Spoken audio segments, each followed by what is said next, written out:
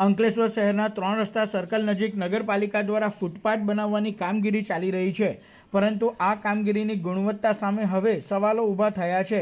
વિપક્ષના નેતાઓએ આક્ષેપ કર્યો છે કે ફૂટપાથના કામમાં નબળી સામગ્રીનો ઉપયોગ કરવામાં આવી રહ્યો છે અને કામ માત્ર દેખાવ માટે કરવામાં આવી રહ્યું છે। કોંગ્રેસના આગેવાન રફીક ઝઘડિયાવાલાએ આક્ષેપ કરતા જણાવ્યું હતું કે નગર સેવા સદન દ્વારા ₹5.5 કરોડના ખર્ચે આઇકોનિક રોડની કામગીરી પહેલેથી જ સવાલોના ઘેરામાં છે। હાલમાં આ રોડ પર ફૂટપાથ બનાવવાની કામગીરી ચાલી રહી છે, જેમાં કોન્ટ્રાક્ટર દ્વારા માટી, પથ્થર અને પ્લાસ્ટિકના કચરા વડે પુરાણ કરવામાં આવ્યું છે, જે નાણાંનો દુરુપયોગ થતો હોવાની શંકા વ્યક્ત કરવામાં આવી છે। ત્યારે કોન્ટ્રાક્ટર સામે પગલાં ભરવાની માંગ કરવામાં આવી છે।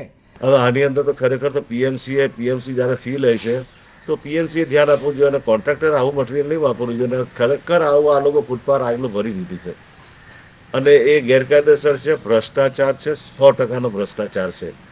એ તો તમે વિડીયો લઈને આવ્યા છે, એમાં દેખાય છે કે પેલું મટીરિયલ ભરેલું છે। જ્યારે ફ્રેશ મટીરિયલના પૈસા નગરપાલિકા ચૂકવતી હોય તો આ લોકોએ કામગીરી કઈ કરવી જોઈએ? ફ્રેશ મટીરિયલથી જ કરવી જોઈએ નહીં। એવું થોડું જ કચરો લાવીને મૂકી દેવાનું, ખાલી દેખાવા માટેના ખાડા ખોદવાના, દેખાવા માટેનું કટિંગ કરવાનું। હવે આની ઉપર એક યક્ષ પ્રશ્ન એ ઊભો થાય છે કે ખરેખર શું આ લોકોએ જે નિયત કરેલું ખોદકામ કર્યું છે? 5.5 કરોડનો આઇકોનિક રોડ અહીંથી ભરૂચી નાકા સુધી લઈ જાઓ કે ભરૂચી નાકાથી આગળ, કે જેની અંદર જો તમે આઇકોનિક રોડ કાઢવા જાઓ તો 3 રસ્તા સર્કલથી તમે જમણી બાજુ વળો તો ક્યાં બનાવશો ફૂટપાથ? આ ગાડીઓનું પાર્કિંગ ક્યાં રહેશે? આ એક સવાલ ઊભો થાય। કેટલીક જગ્યાએ તો ખાલી 2 ફૂટ મળે છે।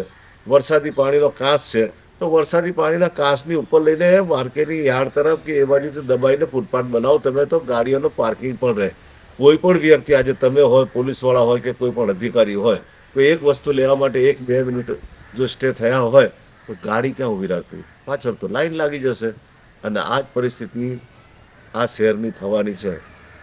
રૂપિયા ખાવાની લાઈમાં આ જે ધંધા કરેલા છે એ ખોટા છે અને અમે તો ભ્રષ્ટાચારને ઉજાગર કરેલ છે। પહેલાં પણ જે પ્રમુખશ્રીને ભ્રષ્ટાચાર વિશે અમે વાત કરી હતી। હવે જો વોર્ડના સભ્યો કે શહેરના સભ્યો ના સમજે આ ભ્રષ્ટાચારને તો પછી કંઈ વાંધો નહીં, અમને જ પારકી પંચાયત કરવાની આદત છે। આ અંગે અંકલેશ્વર નગર સેવા સદનના ચીફ ઓફિસર કેશવ કલોડિયાએ ટેલિફોનિક વાતચીતમાં જણાવ્યું હતું કે આ બાબત ધ્યાને આવતા જ કોન્ટ્રાક્ટરને સૂચના આપી દેવામાં આવી છે અને માટી પુરાણ કર્યું છે તેને હટાવી લેવા આદેશ આપવામાં આવ્યા છે।